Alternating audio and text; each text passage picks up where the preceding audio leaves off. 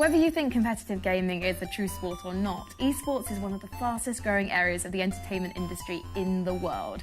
So here's a quick overview to help you jump in and get acquainted with the ins and outs. Esports began way back in the 1970s in a small room with a handful of contestants playing Space Invaders on a bunch of Ataris. But it was the emergence of Quake in the mid-90s that sowed the seed for esports as we know it today, with veteran esports host Marcus DJ Week Graham shoutcasting online using real player radio style.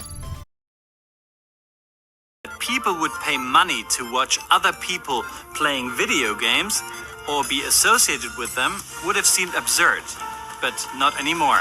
The esports market is growing by leaps and bounds around the world. Among other things, that esports, like traditional sports, is big business.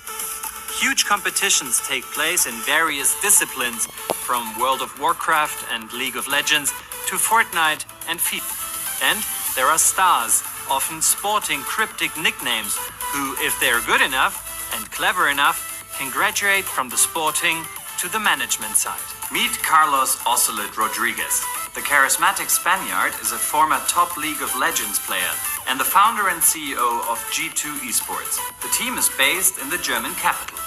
Thanks to Rodriguez and company COO Peter Mucha, G2 has grown into one of the world's leading global esports and entertainment brands, and earned a cabinet full of trophies.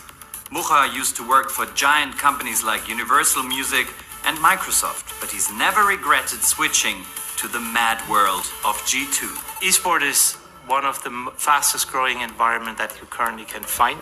It's part of the big world of entertainment. It's changing every year for the positive, and therefore I think it's one of the most attractive environment overall. Here's why companies like G2 are on such a high. The League of Legends World Championship was held in Berlin in 2015 with financial help from the city government. The public and private sector is so keen to get involved in esports because, in contrast to traditional sports, its audience is extremely young and comparatively well educated. Some 44% of 16 to 24-year-olds are into esports in some form.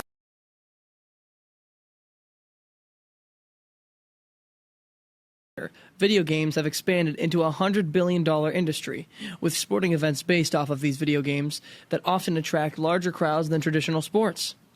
Esports have come a long way in the last couple of years, especially in high schools and colleges, so it is important to notice the possible benefits or downsides of it. Esports have come a long way in the last couple of years. We've seen it grow in high schools to the point where I'm getting phone calls almost all the time on other campuses or other high schools wanting to get involved. They need to know what the benefits are. A good excuse to play video games whenever I want, and just playing a competitive level with different people. And I actually made a lot of my great friends thanks to the esports club in college. So it really got me to connect with a lot of people. And I think one of the main reasons is just to connect with people who like the same stuff as I do. Enjoy playing video games with my son, so that gives us our time, to release and enjoy weekends. I just started at a young age playing video games, and I've been playing ever since. Like I said, my first console was a GameCube, and then the collection just kept on growing. Critics of video games have linked the rise of school shootings to violent games with a societal increase in violence by teens and young adults, the general target audience for video games, so their usefulness has come into question. While some believe video games are beneficial for people's health, others find it harmful. I tend to play the video games that are non-violent. Luckily, people in my family don't play those violent games, but I can see how you would get fired up and just want to get excited to the point where you just go out and do something you shouldn't do. It's only for those that take the fictional aspect into real life.